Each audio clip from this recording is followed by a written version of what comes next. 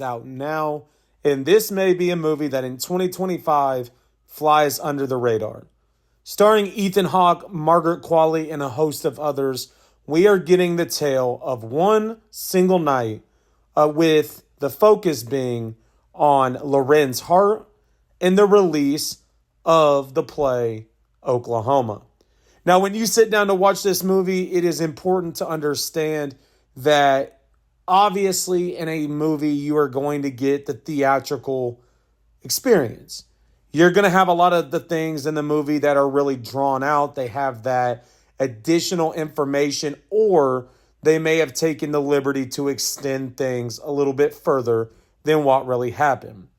But what we see here is a man named Lorenz Hart, who is an American songwriter. He is well known, that ultimately is faced with the challenge of watching his former writing partner, Richard Rodgers, go off and find success with one of the most popular plays in American history in Oklahoma. Exclamation point. If you understand, you've seen the movie, you'll know why I said that. But what we get in this is he leaves the play, and then that's where the movie begins. And what we see is Hart begins to show his side of depression with the conversations with the bartender, conversations with people within the bar. Because ultimately he realizes that the person that he was close to is able to have more success outside of writing specifically with him. But what I want to point out is Ethan Hawke in this movie is absolutely incredible. From start to finish, his character is believable. And what I really enjoy about the movie is the way that he is talking. What I mean by that is this film is very dialogue based. It is shot in a bar. It is shot on the same night. And so you don't have these jumps between days and night.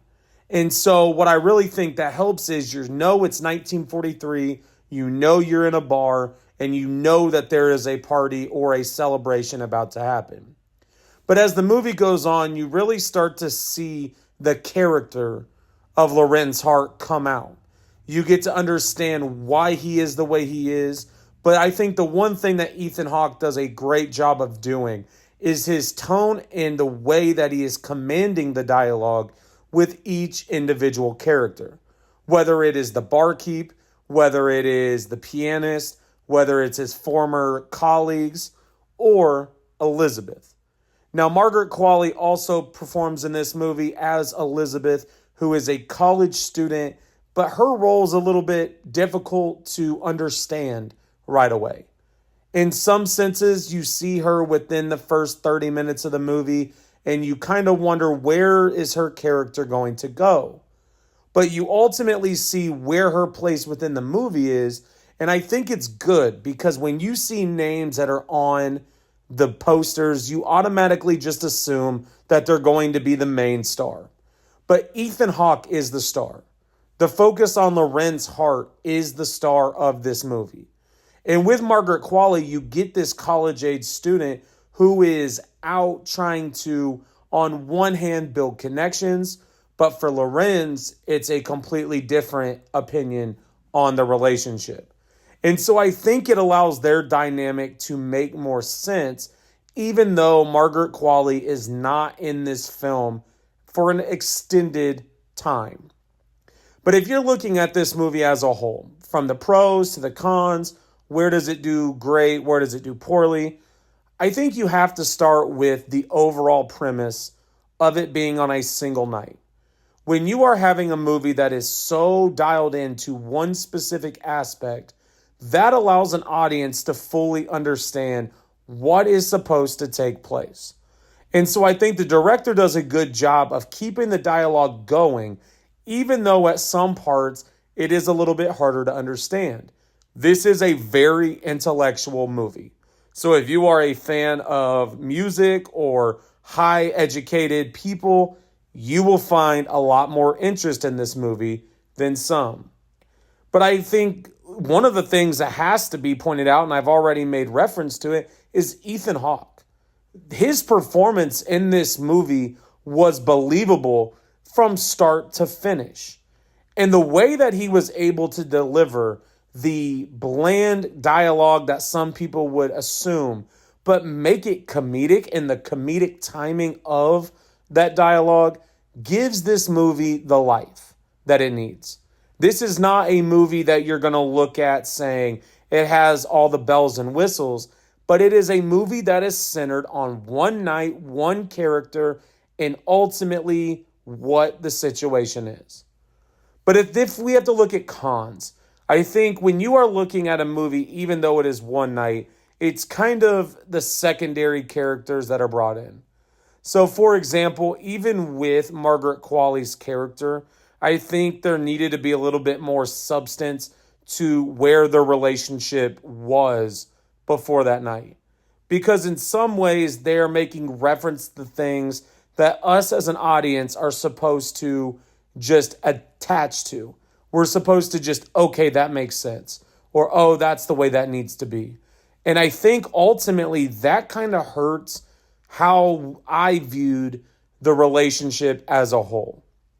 I think another con of this movie is the way that they shape the relationship between Richard Rodgers and Mr. Hart. And I think the reason that kind of throws me off a bit is because you can tell there's some tension between the two, but then it's almost as if the tension is just constantly cut and then brought back up. And so what I was able to kind of put together as the movie goes on is that tension is really there because of the situations that Lorenz Hart put himself in. And so as you look at it from that perspective, it then makes more sense as it goes on. But that is not something that everybody is going to necessarily gravitate to. But if we get into overall rating, Blue Moon for me is a 4 out of 5. I think if you are looking for a movie that is very intellectual, it is very simple in terms of how it is set up, this is a good movie for you. If you are looking for a movie that is going to be filled with music and filled with everything you want in a musical, this is not it. Because what you really notice in this movie is that even though we are discussing music and we're discussing these plays, we're really only getting about 2 to 3 times where we can look at it and say the music is present. We are looking at it more from a perspective of ideas or how writing was shaped, and that's kind of where this movie goes. And so going in, I really did not know anything about it. I didn't see any advertisements. I didn't see ads or trailers. But leaving the theater, I had somebody that works at Regal ask me, let me know how it is when you're done. And so my response to them was, it's a good idea if you go to see this movie to read up on what you are watching. So for me, Blue Moon is a 4 out of 5. It is worth the watch, whether in theaters or on streaming. So stay tuned for more. We do have more reviews coming up. Tomorrow we have Regal's Mystery Movie, and we have some good releases coming up. So make sure to hit the subscribe button. Make sure to follow me on all the social medias for more content, and I will talk to you all later.